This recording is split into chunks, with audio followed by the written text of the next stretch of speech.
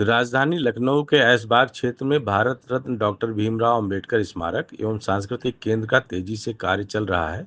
बहुत ही जल्द यह सांस्कृतिक केंद्र बनकर तैयार होने वाला है। स्कूल निरीक्षण के लिए मंत्री जयवीर सिंह, सांस्कृतिक एवं पर्यटन विभाग, उत्तर प्रदेश सरकार ने वहां पहुंचकर निरीक्षण किया। हमारे साथी समीर खान ने यह पूरी रिपोर्ट भेजी है। आपको बता दें कि बाजार खाला थाना क्षेत्र के ऐशबाग में भारत रत्न डॉक्टर भीमराव अंबेडकर स्मारक एवं सांस्कृतिक केंद्र का कार्य तेजी से चल रहा है और बहुत ही जल्दी यह स्मारक बनकर सांस्कृतिक केंद्र के रूप में आपको तैयार मिलेगा। उसका जायजा लेने के लिए उत्तर प्रदेश सरकार के सांस्कृतिक एवं पर्यटन विभाग के मंत्री जयवीर सिंह ने यहाँ पहुंचकर निरीक्षण किया और मीडिया से रूबरू होते हुए उन्होंने बताया कि इसका कार्य बहुत जल्द समाप्त हो जाएगा और यह राजधानी लखनऊ के लिए बहुत ही गर्व की बात है कि डॉक्टर भीमराव अंबेडकर की प्रेरणा पर हम लोग चल रहे हैं और आज हम लोग उनके लिए एक स्मारक एवं सांस्कृतिक केंद्र का शिलान्यास की तैयारी कर रहे हैं। मंत्री जयवीर सिंह जी के साथ साथ विभागीय अधिकारी, ज्वाइंट कमिश्नर बबलू कुमार और लखनऊ विकास प्राधिकरण के कई अधिकारी गण मौजूद रहे और वहां के कार्य का जायजा लेने के बाद उसको सुचारू रूप से चलाने का निर्देश दिया। देखिए मंत्री जयवीर सिंह ने आखिर मीडिया से क्या कहा। वो चलेगा, जैसे कोई घुसेगी ग्रुप, सबसे पहले जो है उसके ऊपर वो फिल्म चल रही है, तो वो थोड़ी देर खड़े होकर के ही जो है पूरी फिल्म थोड़ा देख लेंगे। अभी फंक्शन है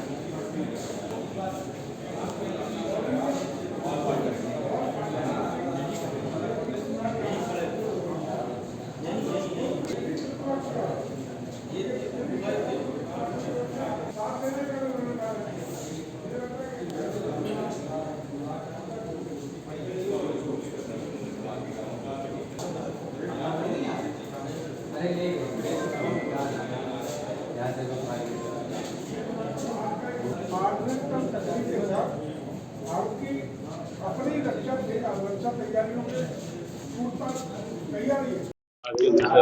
देखिए, पहले तो आपके संज्ञान में लाना है कि भारत रत्न डॉक्टर बी.आर. अम्बेडकर साहब के अम्बेडकर जी का स्मारक और सांस्कृतिक केंद्र की स्थापना आदरणीय योगी जी के नेतृत्व में 2021 में इसकी स्वीकृति प्रदान करने का काम हुआ था। इसकी कुल लागत 2 कार्य संस्थाओं को काम सौंपा गया।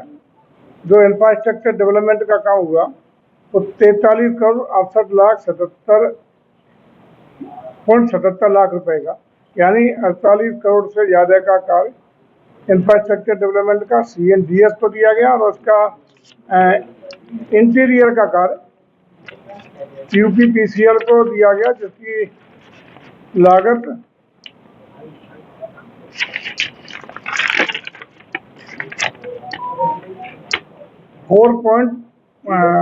495.90 लाख की है। दोनों को मिलाकर के ये काम करा जा रहा है और लक्ष्य ये है कि हम लोग अक्टूबर के महीने तक इस कार्य की पूर्णता को करते हुए 6 दिसंबर का जब अंबेडकर जी का परिनिर्वाण होगा उस दिन इसका लोकार्पण का कार्यक्रम माननीय मुख्यमंत्री के कर कमलों के द्वारा संपन्न करा सकेंगे।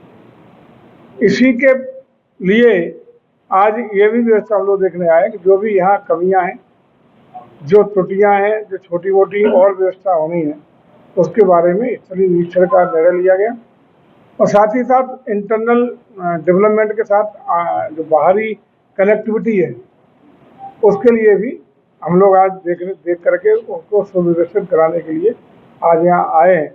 और हम समझते हैं कि लखनऊ के लिए नहीं, प्रदेश के लिए आदरणीय डॉक्टर बी.आर. अम्बेडकर साहब के अनुयायियों के लिए एक बहुत बड़ी एक नई उपलब्धि उत्तर प्रदेश सरकार के द्वारा देने का काम होगा, जहां उनके जीवन के परिचय के लिए, उनके जीवन की पूरी आप देख रहे हैं कि तमाम चीज़ें हैं जो उनके जीवन से परिचय कराएंगी, जीवन के बारे में प्रेरणादायी नए नए चीज़ें उनके सामने आएंगी।